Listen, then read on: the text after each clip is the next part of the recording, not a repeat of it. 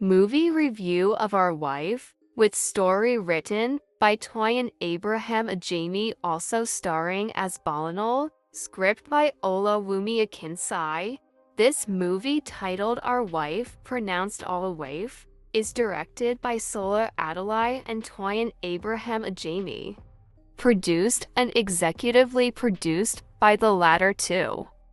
The movie is currently available for streaming on the producer's YouTube channel with same name. Synopsis is Balinol Toyin Abraham Ajami is an industrious lady in her late 30s who has been in a long-standing relationship with Jai Dayemi Okanlawan. With no imminent or apparent talks of marriage from Jide, Balinol becomes deeply concerned as well as her father. In spite of this, she remains committed to her love for Jide until the last straw that threatens to break the camel's back. My take on this movie: Toyin Abraham's YouTube movies have consistently maintained a particularly impressive characteristic over time. And this is in regard to duration. For me, it naturally draws me in to want to watch. So, I give it to her. This story, though not exactly a new one, its execution was however compelling to a reasonable extent.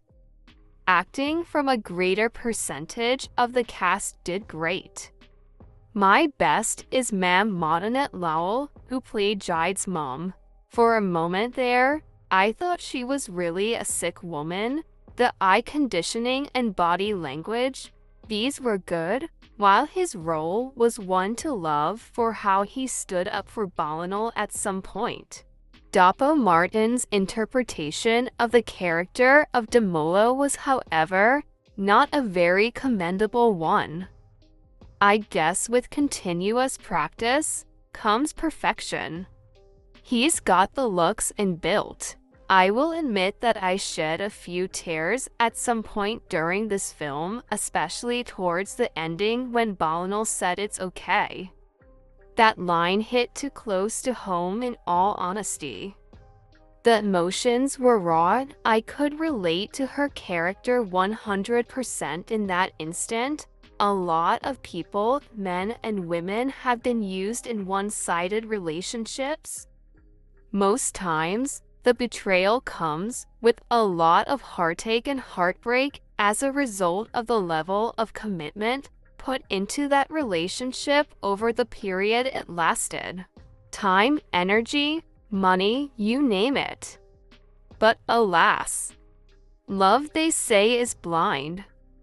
And then, like a boomerang, hell hath no fury like a woman scorned. I love the ending of this movie.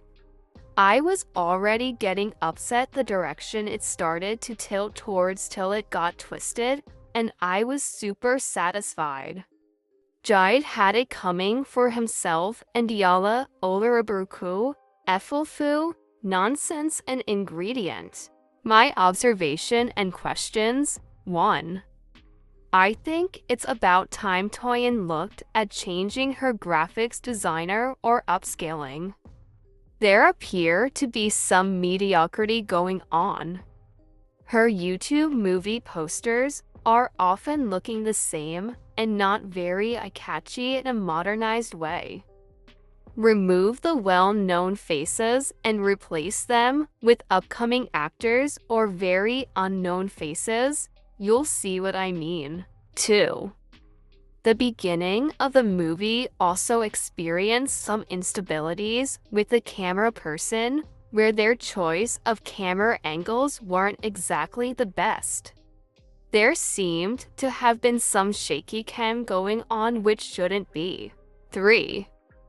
Although Toyin interpreted the character well, there are, however, a host of other actors who would have equally done justice to that role.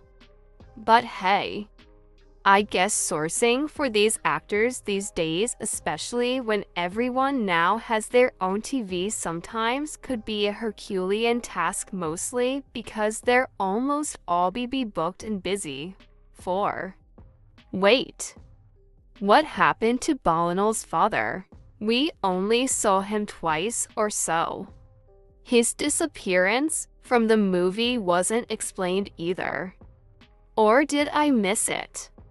I'd like to know. 5. Again, I don't have any issue with kisses, but that kiss between Balinal and Jide was far from necessary. There wasn't that on-screen reason for it to begin with. 6. Did Balinal have to dress so carelessly? That's quite stereotypical. Men do things for a myriad of reasons. I mean, for all we know, she could have been well packaged and still be treated like TRSH. Some members of that gender really don't know what they want, to be honest. So enough of painting or portraying the woman looking unkempt as a reason for the man's irrational behavior. This is not to say women should not look after themselves. In fact, keep yourself well for yourself and not as a reason to keep a man 7. The audio had some issues and there were background noise interfering with the voices in many scenes, especially in restaurants. 8. What's with that guy always changing his hairstyle in the movie? Every scene he appeared in had him in different styling of his dreadlocks. Ogini di Bikonu. It was almost like he wanted to make a statement with the hair. It was looking forced a beg. 9. Continuity-wise, what happened in the scene towards the end when Balinal met Jide and Tiwa portrayed by Bianca Gowon in his mom's place? Did I miss something? Was the next scene that followed a flashback or was it a continuation? I mean, that was rather confusing. Conclusively, this was interesting to watch to some extent. It's relatable and entertaining. The movie somehow reminds me of Mam Udwik Isong's Unlucky featuring Bimbo Adamoy and Uzer Rukwo.